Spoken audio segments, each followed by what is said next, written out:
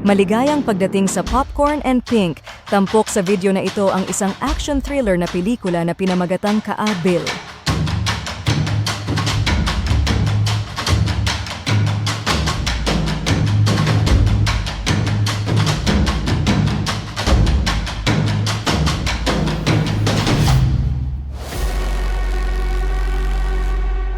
Nagsimula ang kwento kay Brian, isang bulag ngunit masayahin at positibo sa buhay. Sa kabila ng kanyang kalagayan, biniyayaan siya ng espesyal na kakayahang matalas na pakiramdam sa tunog na tumutulong sa kanyang araw-araw na pamumuhay at pagtulong sa iba. Isang araw, ipinakilala si Brian sa isang magandang bulag na dalaga, si Natalia. Agad silang nagkapalagayan ng loob at kahit hindi sila nagkikita, nabuo ang kanilang espesyal na pag-ibig. At sa paglipas ng panahon, nauwi ito sa kasalan. Di nagtagal si Brian ay natanggap bilang voice actor sa isang animation studio at pinaghusayan ng trabaho. Kasabay nito, nagpapagawa na rin sila ng bahay para sa kanilang masayang pamilya. Isang gabi, hinarang sila ni Jacob, anak ng dating mayor at mula sa maimpluwensyang angkan. Sa kayabangan, sinabi nitong gusto nilang hiramin si Natalia dahil sa taglay nitong kagandahan. Agad na nagalit si Brian at winasiwas ang kanyang kamay, ngunit natigil ang gulo nang sumigaw si Natalia ng tulong, dahilan para lumabas ang mga residente at mabilis na tumakas ang mga abusado. Kinabukasan, kinalimutan nila ang nangyari at nagpatuloy si Brian sa trabaho. Ngunit ng bandang hapon na, natunto ni Jacob at ng kanyang alalay ang bahay nila. Agad nilang dinakma si Natalia na walang nagawa matapos lagyan ng pampamanhid sa loob mismo ng kanilang tahanan.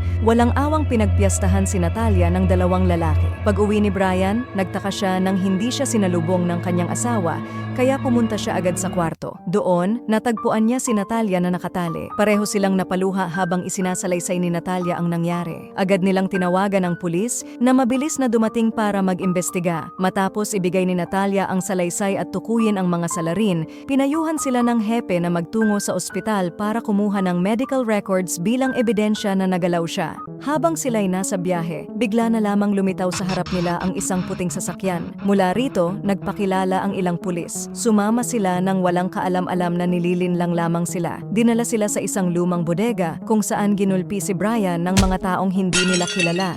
At kinabukasan, itinapon sila sa tabing dagat nang walang ideya kung nasaan sila.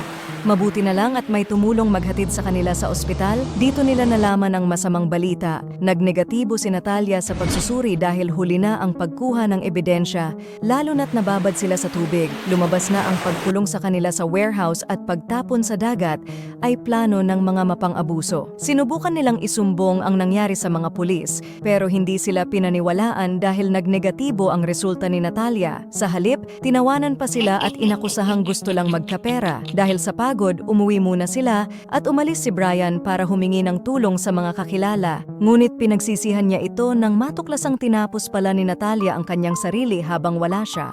Ang insidente ay nag-trending, dahilan para mabahala ang mga pulis na nag-alok na tutukan ng investigasyon.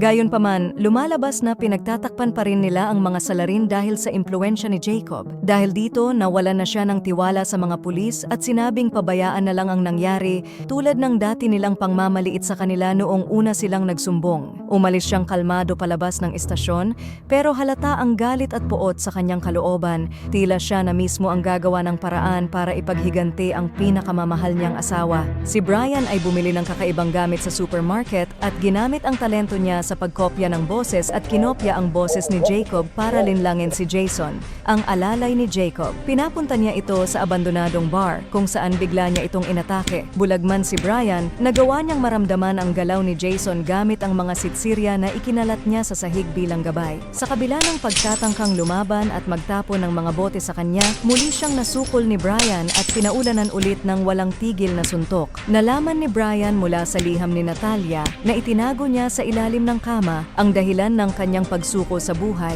Muli pa lang nilapastangan si Natalia ng mga walang puso sa araw na yon, kaya't pinili nitong sumuko na lang upang hindi na madamay si Brian. At ang liham na ito ang nagbigay kay Brian ng matinding dahilan upang ipaghiganti ang asawa laban sa mga mapang-abuso. Matapos iligpit ang isa sa mga walang awang bastardo, umalis na siya at kinabukasan Kinabukasan, ang kahindik-hindik na pangyayaring ito ay naging palaisipan sa mga awtoridad na walang ideya kung sino ang salarin. Nabahala rin si Mayor Robin, ang panganay na kapatid ni Jacob, at nagbanta kay Brian na manahimik dahil wala itong matibay na ebidensyang mag-uugnay kay Jacob. Dito napagtanto ni Brian na si Robin, na nasa posisyon, ang dahilan kung bakit malakas ang loob ni Jacob gumawa ng kalokohan at siyang utak sa pagkulong sa kanila sa warehouse noon. Dahil dito, naisipan niyang gayahin ang boses ng mayor at inutusan si Jacob na pumunta sa warehouse. Madali niya itong napaniwala at agad namang nagtungo si Jacob. Nang papasok na ito, sinalubong siya ni Brian ng malakas na hataw gamit ang bakal na tubo,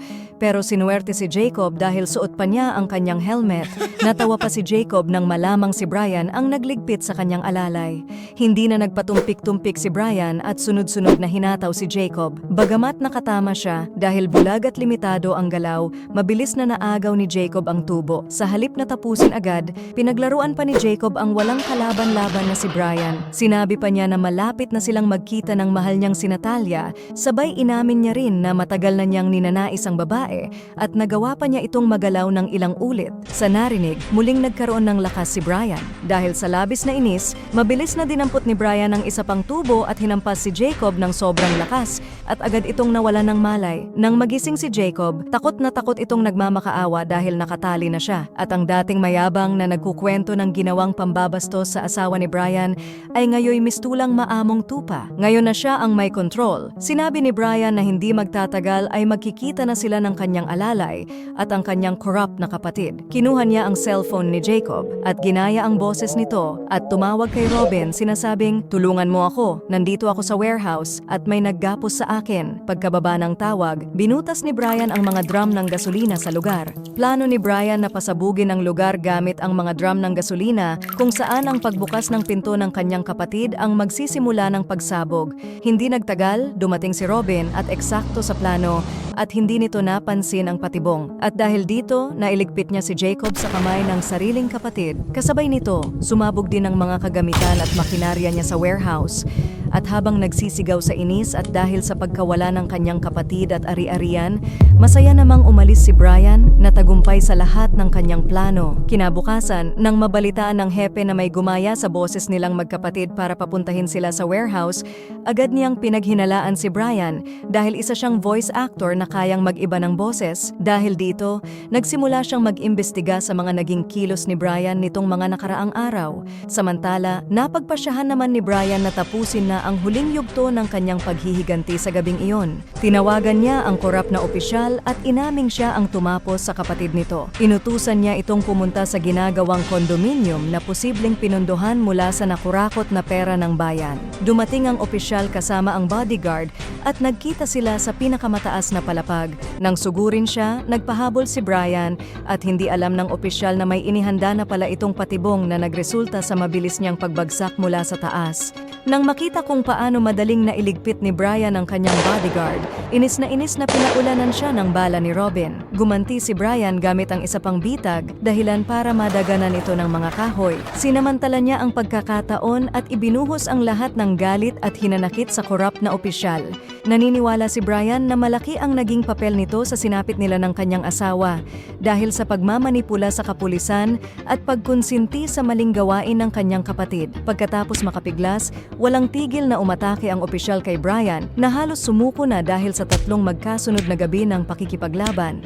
Nang malapit na siyang tapusin, nakapulot siya ng malaking pako at nagamit ito para mahulog ang armas ng opisyal. Sinabi ni Brian na hindi niya ito tatapusin agad, kundi mararamdaman muna nito ang matinding takot bago sumunod sa kanyang kapatid. Dinala niya ito sa gilid ng hindi pa tapos na bahagi ng gusali at walang alinlangan na isinakatuparan ang kanyang huling paghihiganti. Samantala, sinabi ng hepe na may ebidensya na siyang magtuturo kay Brian bilang salarin base sa huling tawag ng opisyal. Ngunit nang puntahan niya ang telephone booth na ginagamit ni Brian, nalaman niyang ang may-ari nito ay isa ring bulag. Sa huli, napagtanto niyang walang maniniwala sa kanya kung ang salarin at saksi ay parehong bulag.